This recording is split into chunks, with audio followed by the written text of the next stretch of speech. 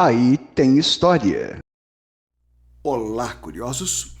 Diga lá, curioso, curiosa de plantão, o que tem em comum o fato do Pelé poder ter existido profissionalmente com um carro inteiramente nacional e um português que de revolucionário virou empresário?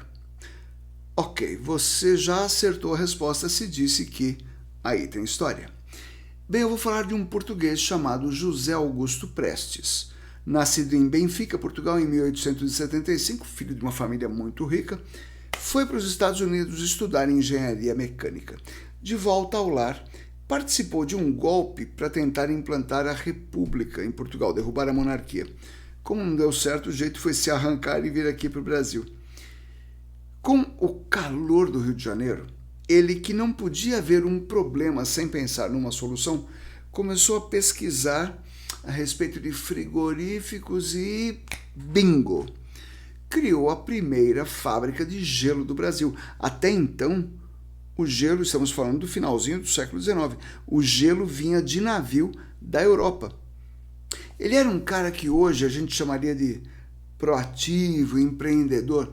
Ele construiu o Palácio do Governo em Manaus, ele construiu e tocou durante muito tempo o Cassino Teatro Beira-Mar, no Rio de Janeiro.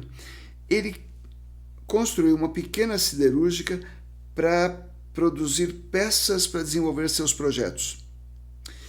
É obviamente que, claro, que ele envolveu-se em política, pois eu disse que ele tentou um golpe republicano em Portugal. Imagina aqui, na nossa recém-inaugurada república.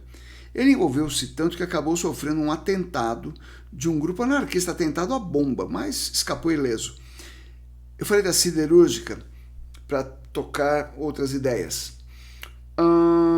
Uma delas foi ele fazer uma fábrica, ele construiu uma fábrica para montar máquinas de beneficiamento de café. Com a mesma tecnologia que ele fabricava aquelas peças, ele começou a produzir também peças de reposição para automóveis. Mas vai ouvindo, olha essa. Em 1923, o Vasco da Gama, time de futebol do Rio de Janeiro, não só ganhou o campeonato, como ganhou quase todos os jogos.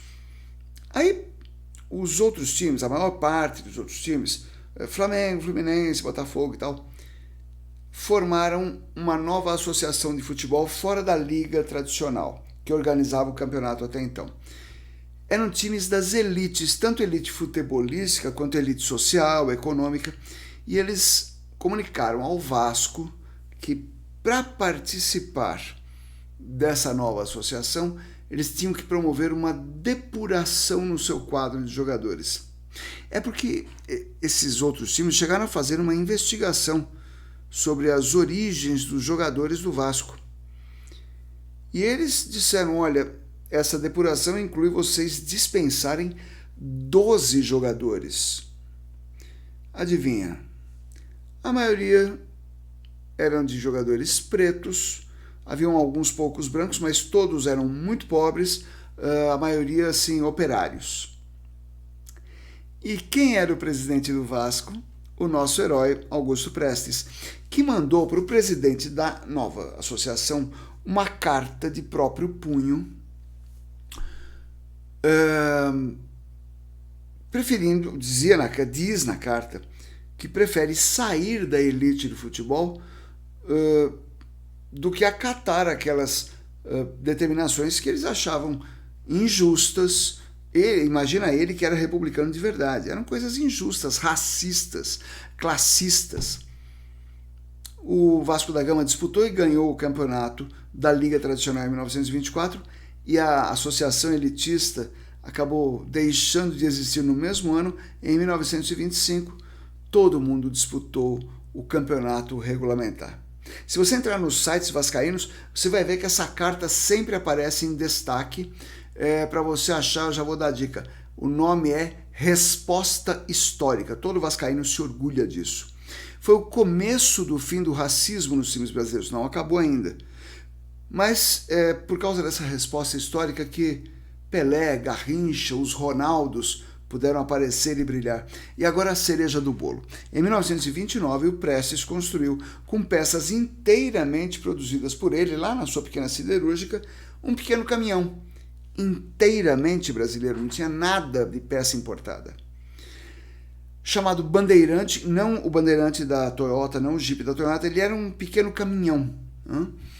Ele foi apresentado à imprensa, ao público em geral e tal, em janeiro de 1929 e uns dias depois foi embarcado para a Espanha, para uma exposição internacional.